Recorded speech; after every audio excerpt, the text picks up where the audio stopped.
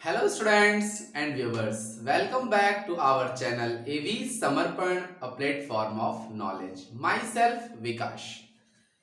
सबसे पहले मैं आपको एक एक्सक्यूज कहना चाहूंगा क्योंकि आज मेरी लाइव थी 8:30 पर, लेकिन कुछ टेक्निकल इशू की वजह से वो लाइव नहीं हो सका। मैंने कई बार उसे ट्राई किया लेकिन फिर भी फेल्योर रहा।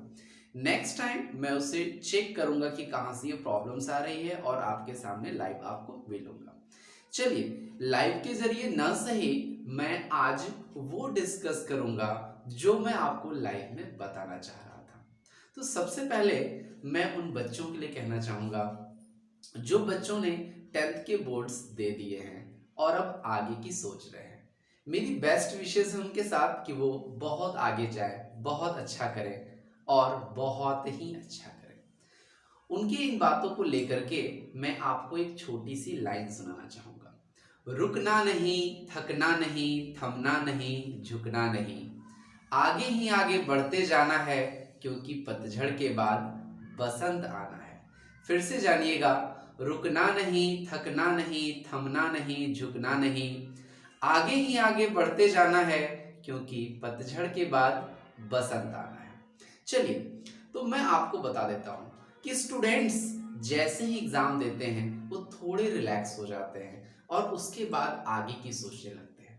कुछ बच्चे पहले से ही अपने गोल को डिसाइड कर लेते हैं और कुछ बच्चे 10th के बाद सोचते हैं कि मुझे करना क्या है।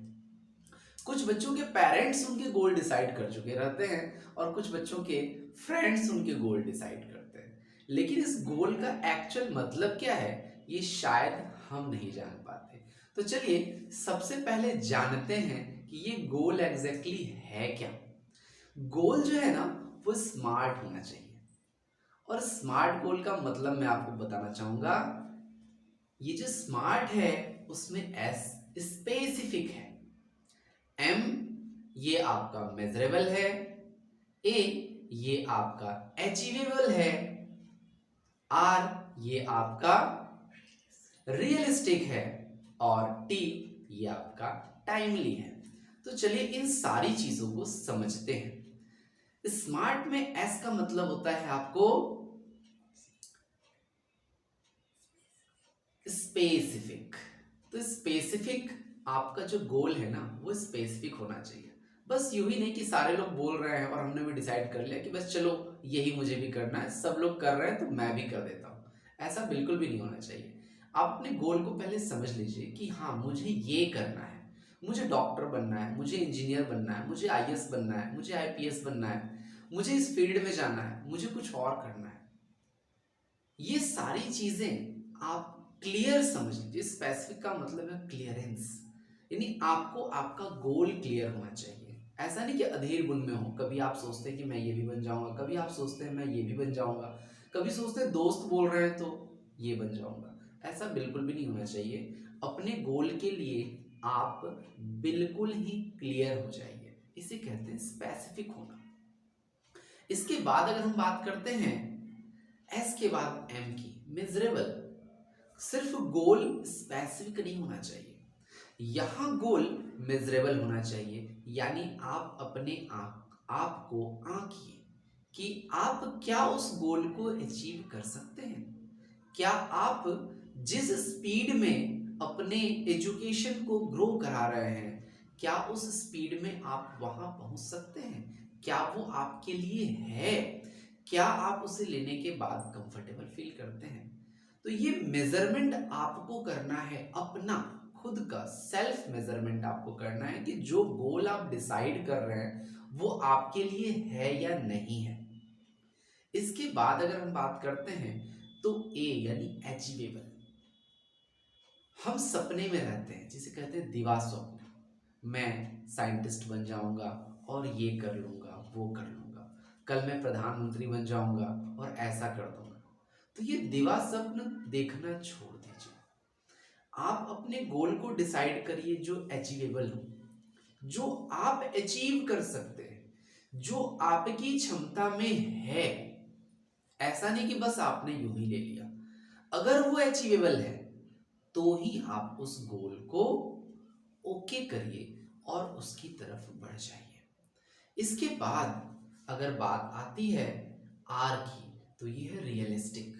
रियलिस्टिक का मतलब है कि जिस गोल को आप सोच रहे हैं वो कितना वास्तविक है आपकी लाइफ के लिए। आप उस फील्ड में जाने के बाद अपने आप को कितना कंफर्टेबल फील करते हैं। अगर आप सोच रहे हैं कि आपको डॉक्टर बनना है, तो आपने कितनी सारी चीज़ें जान ली है डॉक्टर की। आप एक क्लिनिक जाइए, डॉक्टर की लाइफ को देखिए। अगर आप सोचते हैं कि आपको डॉक्टर बनना है, तो आप ये समझिए कि डॉक्टर बन के आपको क्या करना है। क्योंकि हम में से मोस्ट ऑफ द बच्चे सोचते हैं ना कि मुझे पैसा कमाना है, जबकि ऐसा नहीं है। आप सोचिए कि आप उस गोल को अचीव करने के बाद अपनी लाइफ में उस गोल के साथ रह सकेंगे, आप सरवाइव करेंगे अपने उस गोल को। This is realistic. बस यूं ही नहीं कि आपको कोई भी गोल तैयार कर लेना है, ऐसा बिल्कुल भी नहीं करना है। अपने गोल को रियलिस्टिक बनाइए, वैसा बनाइए जो वास्तव में आप ले सकते हैं।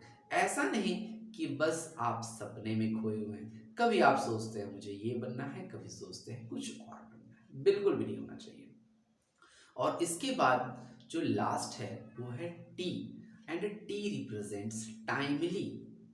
इस टाइमली का मतलब है कि आप डिसाइड करिए कि मुझे ये गोल इतने समय में अचीव कर लेना है। ऐसा नहीं कि लगे हुए हैं। मैंने देखा है बहुत सारे बच्चे जो हैं वो कंटिन्यू कंपटीशन की तैयारी में लगे रहते हैं, अलग अलग शहरों में जा कर के, और 5 साल 7 साल 10 साल से लगे हुए हैं तैयारी में, लगे हुए हैं 12 साल से तैयारी में लगे हुए हैं। अपनी एक लाइफ भी चलती रहती है और फिर वो तैयारी भी करते रहते हैं। तो एग्जैक्टली क्या है ना कि आप अपने गोल को डिसाइड कर लीजिए कि मुझे इतने टाइम में कर लेना है, चाहे मुझे इसके लिए कुछ भी करना पड़े, और आप उतने टाइम तक उस गोल में लगे रह जाइए। ऐसा नहीं कि आप कुछ दिन अपनी शुरुआत बेहतर करते हैं और फिर ढीले पड़ जाते हैं। ऐसा बिल्कुल भी नहीं होना चाहिए। तो आपका गोल स्मार्ट होना चाहिए। अब मैं आपको बताना चाहूंगा कि जैसे ही बच्चे 10th का एग्जाम देते हैं ना, मोस्ट ऑफ द पेरेंट्स, जो बच्चे बाहर जाना चाहते हैं, उनके पेरेंट्स सिर्फ दो ही चीज देखते हैं। वो सोचते हैं कि मुझे अपने बच्चे को डॉक्टर बना देना है, मुझे अपने बच्चे को इंजीनियर बना देना है।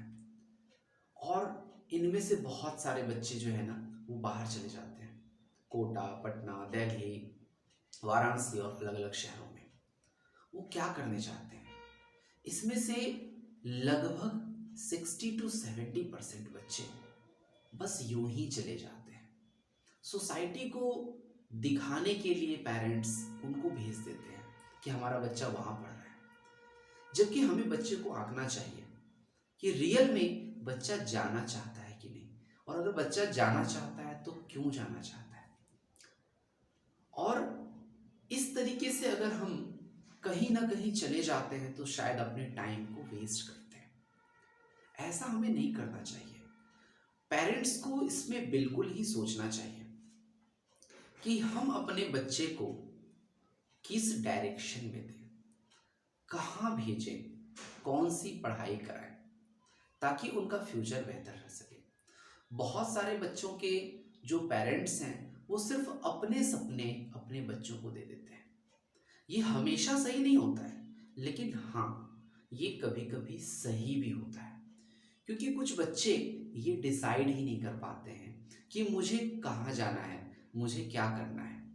इस कंडीशन में अगर आपको कोई रास्ता नहीं मिल रहा है ना, तो आपको श्योरली अपने पेरेंट्स को सुनना चाहिए, क्योंकि उन्होंने एक लंबी लाइफ बिताई हुई है और शायद वो आपको बेहतर जान पाएंगे कि आप इस फील्ड में अगर कदम रखते हैं तो आप अच्छा कर सकेंगे।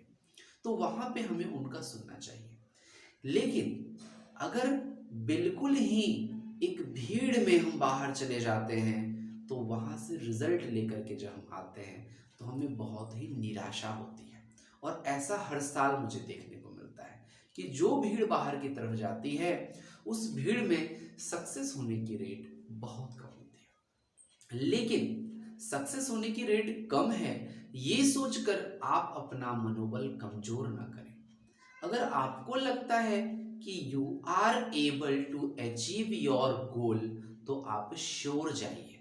और अगर कुछ प्रॉब्लम्स भी है ना, तो उसको मैनेज करके जाइए और अपने गोल को अचीव करिए। लेकिन अगर आपको लगता है कि आप उस गोल को अचीव करने में कंफर्टेबल नहीं हैं तो आप डिसीजन लीजिए कि आपको वहां नहीं जाना है। आगे मैं आपको बताना चाहूंगा कि इन सब सारी चीजों के बाद अगर आप अपने गोल को डिसाइड कर रहे हैं ना, तो एक बात जरूर ध्यान रखिएगा जो विवेकानंद जी ने बहुत अच्छे से कही थी, उठो, जागो और तब तक मत रुको जब तक अपने गोल की प्राप्ति न करो। बिल्कुल सही है। अगर आप अपने गोल की तरफ जा चुके हैं ना, तो आपको पीछे नहीं देखना है, क्योंकि अगर आप जिस जगह पर रुक रहे हैं पीछे देख रहे हैं, क्या पता उसके बाद अगला कदम आपकी सीढ़ी हो, मंजिल हो। तो वहां से पीछे हटने का आप नहीं सोचेंगे। आप अपने आप को विश्वास दिलाइए कि मैं इतना आगे आ चुका हूं कि बस एक कदम के बाद मेरी मंजिल मेरे पास होगी, और आप आगे चलते चले जाइए। पेरेंट्स को मैं एक सजेशन देना चाहूँगा, क्योंकि अभी जस्ट कुछ समय पहले मैंने एक स्टोरी पढ़ी थी एक तोता की। उस स्टोरी में एक तोते को, राजा का वो तोता था, शायद आप लोगों ने भी यूट्यूब पे देखा होगा या कहीं पढ़ा होगा। एक राजा का तोता था और हमेशा आवाज़ करता था, कभी उड़ जाता था, कभी कुछ करता था। तो राजा उससे थोड़े परेशान हो गए और उन्होंने कहा कि इन पंछियों को, इन जानवरों को शिक्षा मिलनी चाहिए। और राजा ने सभा बुलाई कि कैसे इस तोता को पढ़ाई करवाई जाए, और सब लोग मिलकर के डिसाइड किए कि इसके लिए क्या सिलेबस बने, क्या इनको पढ़ाना है, कैसे पढ़ाना है। एक बेहतर घर बनाया गया, सोने का पिंजरा बनाया गया, सारी चीज़ें तैयार कर दी गई। बड़े बड़े विद्वान आए, पंडित आए, उस तोते को पढ़ाने लग गए। तोता नहीं पढ़ रहा था, कैसे पढ़ेगा ये आप भी जानते हो, मिट्टू मिट्टू के अलावा उसे बहुत कुछ आता नहीं है। अगर आप एक दो शब्द सिखा देते हैं तो वो बोलने लगता है, इससे ज़्यादा तोता कुछ नहीं करेगा। लेकिन राजा की जिद थी और पंडितों की सलाह, क्योंकि राजा खुश हो रहे थे जब पंडित कह रहे थे या बड़े बड़े विद्वान कह रहे थे कि हम इसे शिक्षा दे सकते हैं, तो राजा खुश होकर के उन्हें दान या कहीं बहुत सारी अमाउंट दे रहे थे, पैसे दे रहे थे। अब इसके बाद क्या समय आता है ना कि जबरदस्ती वो बदमाशी कर रहा है तो उसके पर काट दिए गए। पेपर जो पोथी कह लेते हैं आप, उसे उसके मुंह में दे दिया गया, पेट में ठूस दिया गया, और एक समय ऐसा आया जब तोता मर गया। तो वास्तविकता यही है कि हम वो ना करवाएं जो बच्चे बियर ना कर सके, उसे उनकी वास्तविक लाइफ जीने दें। आपके पास अगर समय नहीं है तो समय निकालें, क्योंकि बच्चा आपका है, और समझिए उसकी प्रतिभा को कि वो कहाँ जाना चाहता है, क्या कर सकता है, और बिना समाज की परवाह किए उसे वहां पहुंचाइए। बिना ये सोचे कि बच्चा क्या सोच रहा है, उसे वो पोजीशन दिलाइए जिस लायक वो है। अन्यथा एक भीड़ सी बन जाएगी सिर्फ डिग्रियों की, और कोई किसी लायक नहीं रहेगा, और शायद हालत उस तोते वाली हो जाएगी। इतना कहने के बाद मैं आपको जरूर कहूंगा कि 10th के बच्चे स्पेशली जिन्होंने भी बोर्ड का एग्जाम दिया है और आगे अपनी लाइफ की तरफ देख रहे हैं, वो जिस भी लक्ष्य पे जाइएगा, जहां भी जाइएगा, जो भी बनिएगा, इस विकास सर की एक बात को याद रखेंगे, ह्यूमन बीइंग जरूर बने रहिएगा। क्योंकि इस दुनिया को, आपके समाज को, आपके देश को कितने बड़े बड़े की जरूरत हो या ना हो, ह्यूमन बीइंग की, या कहिए एक अच्छे इंसान की बहुत जरूरत है। इसलिए आप जिस भी जगह रहें, एक अच्छे इंसान बनकर अपने पद को बेहतर तरीके से निर्वाह करें। Best wishes for you. आप बहुत आगे जाएं, बहुत ही आगे जाएं, ये मेरी विश है आपके लिए। और ये फ्यूचर में आप मुझे बताएंगे कि सर दिस इज, और मैं यहाँ हूँ। मुझे अच्छा लगेगा जान करके। चलिए इस बात को थोड़ा सा बदलते हुए अब मैं एक जगह पहुंचता हूं। अभी मेरे एक वीडियो पे एक बच्चे ने कमेंट किया कि सर टाइम मैनेजमेंट तो हो जाएगा, बट स्ट्रेस मैनेजमेंट कैसे होगा? और आपको मैं बता दूं कि ये मैसेज पढ़ने के बाद मुझे थोड़ी सी स्माइल आ गई कि एक बच्चा परेशान है कि स्ट्रेस कैसे मैनेज करूं, और वो भी एक स्टूडेंट। मैंने पूछा उससे, बेटा आपको किस चीज़ की स्ट्रेस? तो सर पढ़ाई की। तो मैंने उससे कहा कि ठीक है, आपको आंसर मैं दे दूंगा। और स्ट्रेस का मतलब आप जानते हैं? स्ट्रेस का मतलब होता है तनाव, खिंचाव। जब कोई चीज तन जाती है, सपोज करिए घर में आपके कपड़े टांगने के लिए रस्सी बनी हुई है, सबके पास होती है। उस पे कपड़े टांगने की वजह आप खुद लटक जाएंगे, क्या होगा? टूट जाएगा। या अगर नहीं टूटेगा तो वो इतना ज्यादा तन जाएगा कि आप खुद अनकंफर्टेबल फील करेंगे। यही तो तनाव है। जो नहीं होना है वो परिस्थिति अचानक से आपके सामने आ जाए, ये तनाव है। अभी थोड़ी ही देर पहले की बात आपको बताता हूं कि ये लाइव सेशन होने वाला था और मैं यहां पे फेल्योर हो गया, मुझे नहीं आ रहा था। और या कहिए कि शायद फोन में कुछ प्रॉब्लम्स होगी, वो नहीं चल पा रहा था। मुझे भी थोड़ी देर के लिए टेंशन हुई, थोड़ी देर के लिए मैं भी परेशान हुआ, फ्रस्ट्रेट हुआ। लेकिन मुझे लगा कि ऐसा करने से कुछ भी नहीं होगा, और मैंने तुरंत डिसीजन लिया कि एक वीडियो ही बना देता हूँ और बच्चों के पास इसे भेज दूंगा। शायद वो देखने के बाद समझेंगे कि यस, कुछ ना कुछ प्रॉब्लम्स थी। ये स्ट्रेस क्यों होता है आपको पता है? ये स्ट्रेस तब होता है जब चीजें आपके अकॉर्डिंग नहीं होती है, तो स्ट्रेस होता है। अब स्टूडेंट लाइफ में कौन सा स्ट्रेस है? स्टूडेंट्स को सबसे ज्यादा स्ट्रेस एग्जाम के टाइम में होता है। लेकिन मैं आपको बता दूं कि आपका ब्रेन भी सबसे ज्यादा तेज एग्जाम के टाइम में ही करता है। सबसे ज्यादा तेज वर्क एग्जाम के टाइम में करेगा, क्योंकि जहां आपका कंसंट्रेशन पूरे साल नहीं हो रहा है ना, वहां आप एक महीने कंसंट्रेट कर जाते हैं। ऑटो आप सारी चीजें भूलते हैं और अपने पढ़ाई में लग जाते हैं। ये इसके लिए कोई आपको कहता नहीं है, वो आप खुद से करने लगते हैं। तो आप सोचिए कि जहां आपका ब्रेन ऑटो मैनेज कर रहा है इस स्ट्रेस को, वहां आप कह रहे हैं कि मैं कैसे मैनेज करूं? बिल्कुल मैनेज होता है। अगर आप स्ट्रेस को स्ट्रेस समझेंगे ना, तो ये प्रॉब्लम करेगा। लेकिन इस स्ट्रेस को आने ही ना दें। एग्जाम के टाइम में अगर स्ट्रेस आ रहा है ना, इसका मतलब है कि हमने पूरे साल प्रॉपरली स्टडी नहीं की, यानी वो कंडीशन आ गई जो हम नहीं चाहते थे। तो हम क्यों ना पूरे साल थोड़ी थोड़ी पढ़ाई करते रहे। अगर पूरे साल थोड़ी थोड़ी थोड़ी पढ़ाई करते रहेंगे तो साल के लास्ट में हमारे पास बल्क बल्क होगा उन सारी चीजों का जो एग्जाम में आने हैं। और फिर एक बार या दो बार के रिवीजन में हम एग्जाम्स के सारे क्वेश्चन सॉल्व कर सकते हैं। तो कहाँ रहा फ्रस्ट्रेशन? फ्रस्ट्रेशन तो आप क्रिएट कर रहे हैं, टेंशन तो आप क्रिएट कर रहे हैं। इसे क्रिएट ना करिए। आप एजुकेशन या अपनी स्टडी को कंटिन्यू करिए, और आज के काम को कल पे बिल्कुल भी ना टालिए। अगर आपने ऐसा कर दिया तो कल आपके पास ज्यादा बड़ी लिस्ट होगी रिमेंबर करने की, मेमोराइज करने की। सो आज के काम को आज ही फिनिश कर डालिए। नहीं तो जब आपके पास भीड़ हो जाएगी ना, वर्क बहुत ज्यादा हो जाएगा, तो शायद आप उसको कंप्लीट नहीं कर पाएंगे। आशा करता हूं कि ये वीडियो आपके लिए बहुत ही हेल्पफुल रहेगा,